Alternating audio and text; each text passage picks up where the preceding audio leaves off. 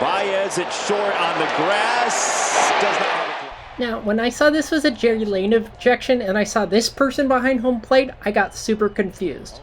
But Jerry's at second base. In the air, center field.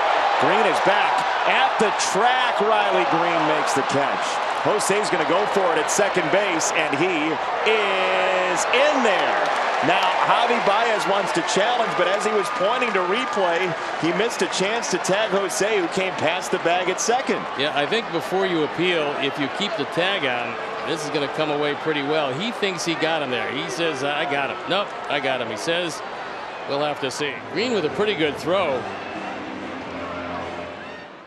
There are several elements to this play. Number one, the tag. Did it actually happen on the helmet or on the face? Two, when did it happen in relation to Abreu's hand touching the base? Baez fails to keep the tag on, so we don't have an overslide situation because the fielder never actually tried to tag the runner at that point.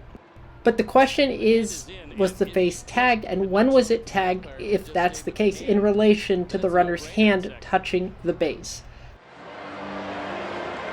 Now, I don't know that you can necessarily see when Jose's hand was in there, though.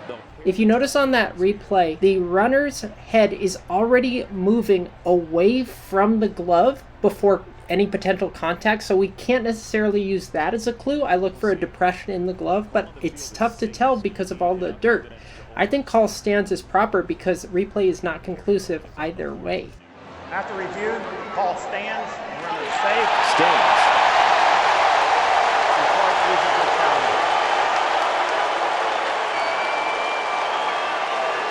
So, the Sox will have a chance to take the lead with Andrew Vaughn. You got to watch those crafty shortstops, because they'll do that. They'll try to convince you that they made a tag, only to see it foiled by replay. So instead of being out of the inning, it's right there. Paraphrases the manager. This happens. Up the middle. This is into center field, and Jose's on his way with the White Sox lead at 5-4.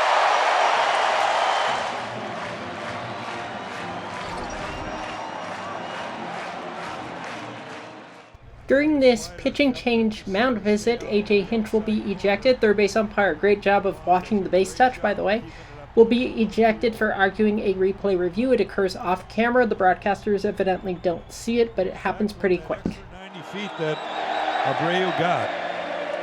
A.J. Hinch is going to go back to his bullpen. And he's going to go back and talk with Jerry Layne, the crew chief. He's upset about the call that wasn't overturned at second base without question. Yeah, but it's not their job to do it.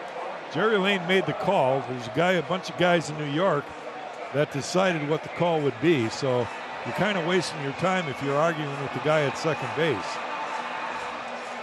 I think AJ is explaining, look, I'm not upset with you. Jerry thought he might be. Yeah, I guess A.J. Hinch could argue this. He's the one who made the original call, and it wasn't definitive enough to overturn it. Had he called him out like A.J. Hinch thought he was, then perhaps that would have stood as it was called as well. But either way, Hinch makes the move, and he brings in Andrew Chafin. A.J. Hinch doesn't want to get tossed on his mom's birthday. I can promise you that. Mom Becky turned 68 today, and he says, come on, walk with me. I want to stay in the ball game because I'll never hear it from my mom on her birthday. That's not what I'm going to give her as a present. In case you just joined us, this is what he was upset about. This is what he's disappointed about right here. This throw from Riley Green, Javier Baez. Watch how quick this tag is. It could have ended the inning right there on the elbow.